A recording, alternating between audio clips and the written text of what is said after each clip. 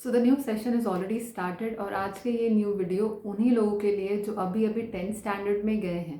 Preparation कैसे करनी है, प्रिपरेशन कैसे करें कि एंड तक काम में आए, पढ़ाई कैसे करें जो एंड तक याद हो। तो ये सारी चीज़ें हम डिस्कस करने वाले हैं आज इस वीडियो में।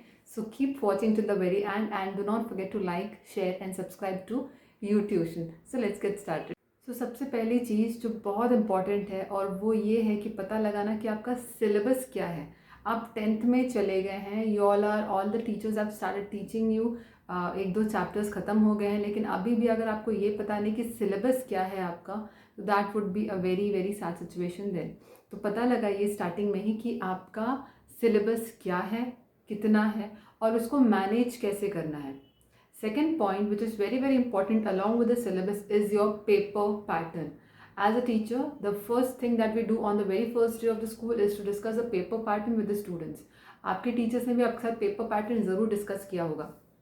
अगर डिस्कस किया है, वेल एंड गुड, उसको नोट डाउन करिए अपने नोटबुक के पीछे वाले एक पेज पे। हमेशा अपना पेपर पैटर्न हर एक सब्जेक्ट का, फॉर एग्जांपल अगर ये आपकी इंग्लिश की नोटबुक है तो इसके पीछे, जैसे मैंने यहाँ पे, इफ़ यू कैन सी, मैंने यहाँ पे एक टाइम टेबल स्टिक किया हुआ, this page, I stuck the time table on this page, ताकि ये टाइम टेबल हमेशा मेरे पास रहे। इसी तरह आप लास्ट पेज पे you can get your syllabus printed, your what you call it, portion printed and your paper pattern as well, और आप यहाँ पे स्टिक कर सकते हैं। और कुछ नहीं तो एटलीस्ट आप हैंड रिटर्न यहाँ पे बना के रख सकते हैं, ताकि आपको पता हो कि आपका पेपर पैटर्न कैसे आने वाला है। बहुत सारे बच्चों को एंड मोमेंट तक ये पता ही नहीं होता कि पेपर पैटर्न कैसे आएगा, और इसलिए वो उस तरह से पढ़ाई नहीं कर सकते। पेपर पैटर्न आपको अगर पता हो गया है तो you will start studying accordingly, और अकॉर्डिंगली अपना पढ़ाई करते करते you can start achieving your goals. Paper pattern की बात कर ली है हमने, सिलेबस की बात कर ली है। अब बात करते हैं कैलेंडर की। कैलेंडर मतलब आपको एक हफ्ते में आपको क्या ख़त्म करना है। Planning is very very important, this is what I tell you all the time. तो आपको अपना दिन प्लान करना है। अगर आपको लगता है कि I cannot stick to the time table and study, okay fine, not a problem. आपको दिन के टाइम टेबल पे स्टिक करने की ज़रूरत नहीं, rather you can prepare a weekly plan और a monthly plan. Weekly plan में अगर आपने ये सोचा है कि मुझे 2 चैप्टर्स ख़त्म करने हैं, तो stick on to that thing. एक हफ्ते में आपके 2 या 3 चैप्टर्स ख़त्म हो जाने चाहिए। अगर आपने एक मन में सोचा कि मेरा कम से कम यूनिट नंबर 1 ख़त्म हो जाना चाहिए एक महीने में, जो नॉर्मली एक टीचर ख़त्म करेगी as per her syllabus and as per her planning, आपका भी एक महीने में एक यूनिट या कम से कम 3-4 चैप्टर्स तो ख़त्म हो जाने चाहिए। तो अब इसके लिए you need not plan your day. आपको लगता है कि I am very fresh in the morning, सुबह पढ़ाई कर लीजिए। If you think you are very fresh in the afternoon, go for afternoon time. और वो भी नहीं तो शाम को या रात को पढ़ाई करिए, जैसे भी आपको लगे, बट पढ़ाई कीजिए। Next point, this takes me towards being consistent. अगर आप कंसिस्टेंट ही नहीं हैं, आज पढ़ाई करेंगे कल छोड़ देंगे, तो इस तरह से 10th स्टैंडर्ड में तो काम नहीं चलने वाले। 10th स्टैंडर्ड में मेरे हिसाब से एटलीस्ट 8 घंटे की पढ़ाई ज़रूरी है, if you need to score somewhere around 95-96%। ठीक है, तो बैठे बैठे आपके गोद में कुछ गिरने वाले नहीं हैं मार्क्स, क्वेश्चन पेपर आपको कोई ला के देने वाला नहीं है ऑब्वियसली, है ना। तो पढ़ाई करनी ज़रूरी है। और पढ़ाई कैसे करनी है? From the very first day 1 से you need to start studying.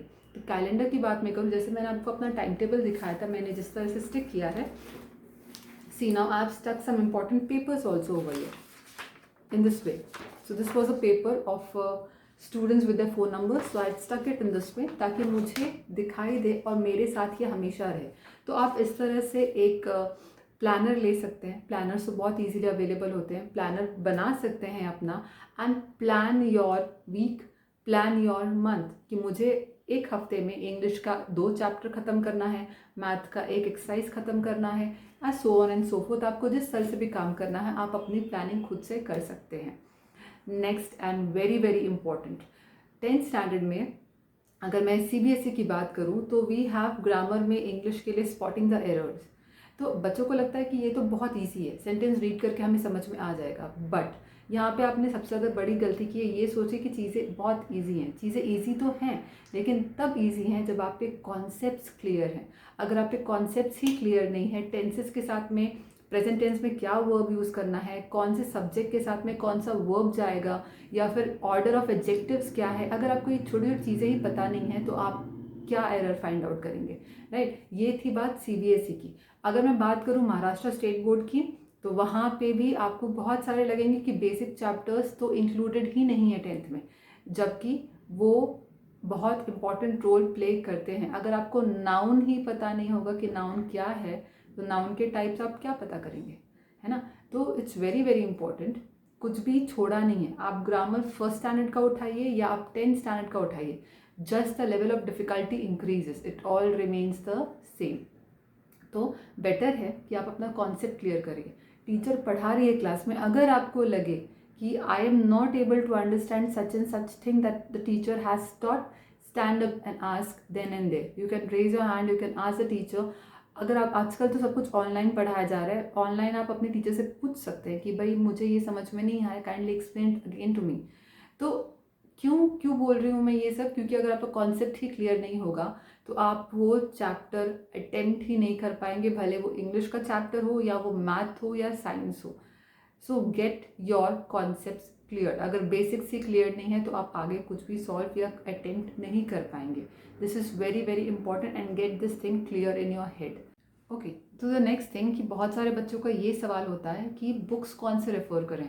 अगर आप सीबीएसई की बात करूं तो एनसीईआरटी की बुक्स तो हैं, आपको उनको रेफ़र करना है। और अगर आप बोलेंगे कि ठीक है वो तो रेफ़र करना ही है, दैट्स द मेन थिंग, तो हम गाइड्स कौन से रेफ़र करें या रेफरेंस बुक्स कौन से रेफ़र करें। तो सबसे पहली बात, एनसीईआरटी की टेक्स्ट बुक काफ़ी है, ओके, बट स्टिल अगर आपको लगता है कि मुझे लॉन्ग आंसर्स के लिए, शॉर्ट आंसर्स के लिए I need some references, you can go for all in one ले लीजिए, या फिर ओसवाल पब्लिकेशंस की, आर्यन पब्लिकेशंस की बहुत अच्छी गाइड्स आती हैं। ऑल इन वन तो मुझे सबसे बेस्ट लगता है, you can go for that thing.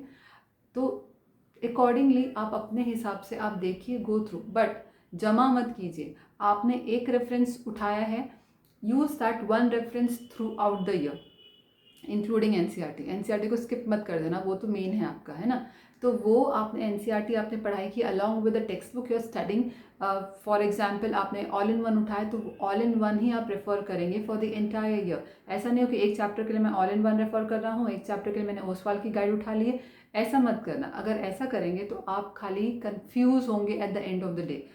And year के एंड में आपके पास 10 बुक्स पड़ी रहेंगी, आपको ये चैप्टर इस बुक से करना है, वो दूसरा चैप्टर दूसरे बुक से करना है, आप सिर्फ कंफ्यूज होंगे और कुछ नहीं होगा। तो बेटर टेक वन रेफरेंस या फिर एक गाइड ले लीजिए, आप उसी से रेफर कीजिए, that's it. Maharashtra state board की बात करूं तो आपका text book is more than enough. और महाराष्ट्र स्टेट बोर्ड की अगर इंग्लिश की बात करूं तो आपको एज सच क्वेश्चन आंसर्स आते नहीं हैं, आपको सिर्फ पैसेजेस आते हैं। तो अगर आपने टेक्स्ट बुक पढ़ ली है, that is more than enough. okay, still you can go for other guides available, Navneet की guides आती हैं, you can go for that thing. Yeah, so the next thing and the very very important is, बहुत सारे बच्चे सोचते हैं कि notes बनाने की ज़रूरत क्या है। नोट्स बनाने की बहुत ज़्यादा ज़रूरत है, बिकॉज ये नोट्स ही हैं जो आपको एंड मोमेंट पे काम आने वाले हैं। इतनी सारी चीज़ें आपने टेक्स्ट बुक में से पढ़ी हैं, इतनी सारी चीज़ें आपने रेफरेंस बुक से पढ़ ली हैं, कुछ तो आप समराइज, देखिए एंड मोमेंट पे कोई भी सब कुछ नहीं पढ़ सकता। आपको रिविजन के टाइम पे you need something which can be summarise in a very short manner. तो समरी चाहिए बेसिकली आपको, और आपके नोट्स में आपको यही करना है। ग्रामर हो या साइंस है, मैथ्स के तो एनी हाउ आपको प्रैक्टिस करना ही पड़ेगा, साइंस के लिए आपको प्रैक्टिस करना ही पड़ेगा, लेकिन ग्रामर के लिए भी स्टार्टिंग से नोट्स ज़रूर बनाएं। आपको लगता है कि नोट्स इंपॉर्टेंट नहीं है, अगर आपको ये लगता है ना तो आप बहुत गलत हैं, और एंड में जाके आपको बहुत प्रॉब्लम होने वाली है। तो स्टार्टिंग से ही मेंटेन योर ओन नोट्स। आपको लगता है आपको अपनी राइटिंग में लिखनी है, अपनी लैंग्वेज में लिखना है, no problem, go for it, अपनी लैंग्वेज में लिखिए। टाइप्ड के हिसाब से प्रिंटेड नोट्स के बजाय आप अपने हैंड रिटन नोट्स बनाइए, ताकि नोट्स बनाने टाइम पे आप उसको रीड भी करेंगे, थोड़ा बहुत दिमाग में भी जाएगा और थोड़ा बहुत याद भी रहेगा।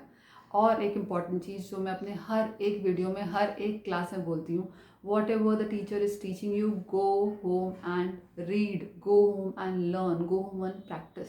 अगर आप ये पैटर्न फॉलो करते हैं from the very first day, trust me you will be along with the teacher. जो टीचर पढ़ा रही है आप उनके साथ में रहेंगे, आपका सिलेबस पीछे नहीं जाएगा और आपको एक ट्रैक मिलेगा। आप you will be clear in your head, confuse नहीं होंगे एंड टाइम के लिए। कई सारे बच्चे तो ऐसे भी हैं जो टीचर से आगे जाके पढ़ाई करते हैं, which is a very good thing. Teacher आज चैप्टर 2 पे है, you are somewhere on chapter 3, why not, हम ऐसा भी कर सकते हैं। तो उसके लिए क्या होता है, मैंने चैप्टर 3 तो रीड कर लिया है, अब जब टीचर क्लास में पढ़ाएगी तो मेरा रिविजन हो रहा है। So that is also one of the plus points, आप ऐसा भी कर सकते हैं। और बहुत सारे बच्चे पूछेंगे कि 10th है, क्लासेस लगाना तो बहुत ज़रूरी है। आजकल क्लासेस कौन लगाता है, मुझे ये बहुत इरिटेट करता है।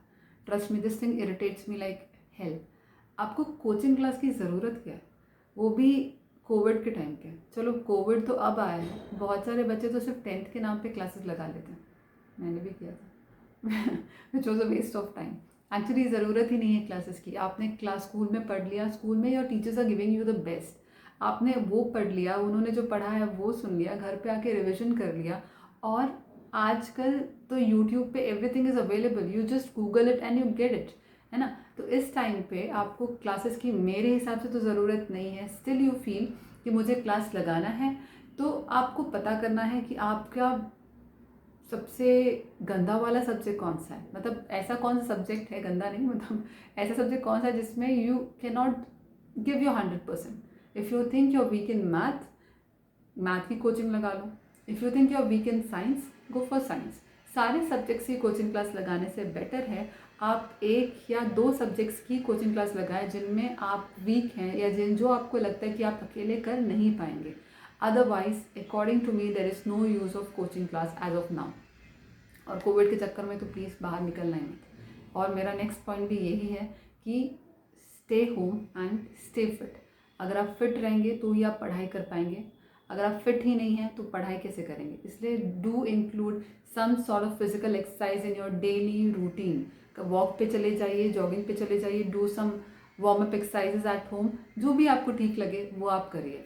And very very important next point is create your study space. मैंने ऑलरेडी मेरे चैनल पे ये वीडियो अपलोडेड है, how to create your study space. जिनके पास स्टडी टेबल है fine, you can organise it the way I have organise, और अगर नहीं तो you can create your own study space. क्योंकि जब तक आपके घर में एक स्टडी स्पेस होगा ही नहीं, आपका पढ़ाई का मन करेगा नहीं।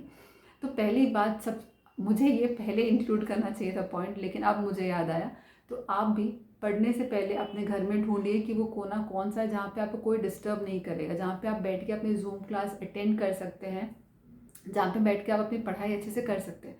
सो find out for that one कोना in your house, occupy that कोना, capture it and just start your studies. Okay, तो हमने सिलेबस की बात कर ली है, पेपर पैटर्न की बात कर ली है, हमने कंसिस्टेंट रहने की बात कर ली है, स्टडी स्पेस की बात कर ली है, हमने कोचिंग क्लासेस के बारे में बात की, रेफरेंस बुक्स के बारे में बात कर ली। अब क्या, हाँ, बहुत सारे बच्चे ये भी पूछते हैं कि दिन में कितने घंटे पढ़ाई करें।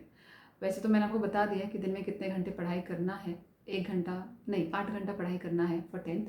लेकिन अगर आपको लगता है कि नहीं मैं 8 घंटा नहीं बैठ सकता, ठीक है, कोई बात नहीं, आप 1 घंटा बैठ सकते हैं, बैठिए। But what I am trying to tell you over here is, अगर आपने एक चैप्टर उठाया है पढ़ने के लिए तो मेक श्योर आप उस 1 घंटे में पूरा ध्यान लगा के अपना वो चैप्टर ख़त्म करते हैं। नहीं तो आप ऊपर ऊपर से पढ़ाई करेंगे, कल आपके डाउट्स वैसे ही रहेंगे। तो एक बच्चा जो 8 घंटा पढ़ाई करता है, 8 घंटे में उसने वो एक चैप्टर ख़त्म किया है, और आप जिन्होंने 2 घंटे में वो एक चैप्टर ख़त्म किया, I think you are being more productive then. लेकिन पढ़ाई ऐसी करनी कि मुझे 2 घंटे में ख़त्म करना है चैप्टर, ऐसे नहीं होना चाहिए। ऐसे पढ़ाई करनी है कि रात को 12 बजे भी कोई आपको उठा के पूछे कि वो चैप्टर में क्या था, you should be able to tell कि ये चैप्टर में ये चीज़ थी, this was a story line और that was the thing included in the chapter. तो पढ़ाई आपको ऐसे करनी है। स्टार्टिंग ऑफ द डेज है कोई बात नहीं, लेकिन स्टार्टिंग से ही सीरियस होना बहुत ज़रूरी है। आपको लगता है मैं 8 घंटा एट अ स्ट्रेच नहीं बैठ सकता, do not sit, nobody is forcing you. But अगर आप पढ़ने बैठे हैं, sit with your eyes, nose, ears, hands and legs and पूरे दिमाग के साथ बैठिए। ऐसा नहीं है कि मैं पढ़ाई कर रही हूँ, दिमाग कहीं और लगा है, फ़ोन में हूँ, यहाँ पे हूँ, नहीं। पढ़ने बैठे हैं, चुपचाप पढ़ाई करो, यहाँ वहाँ दिमाग डाइवर्ट करने की ज़रूरत नहीं है। डाइवर्ट करोगे तो आधा दिमाग पढ़ाई पे होगा, आधा दिमाग कहीं और होगा, and then at the end of the day आपके वो 2 घंटे या 3 घंटे जो आपने पढ़ाई पे लगा है, that is complete waste. Okay, I hope you understand. तो बस यही थे मेरे कुछ ऐसे पॉइंट्स जो बच्चे नॉर्मली पूछते हैं, तो मैंने वो सारे इस वीडियो में इंक्लूड कर दिया. Still, if you have any problem, if you have any doubts on how to start preparing for your 10th standard, you can ask me that in the comment section and I'll be very happy to answer and reply to you all over there. And yes, if you like the video, do not forget to like, share and subscribe to YouTube channel.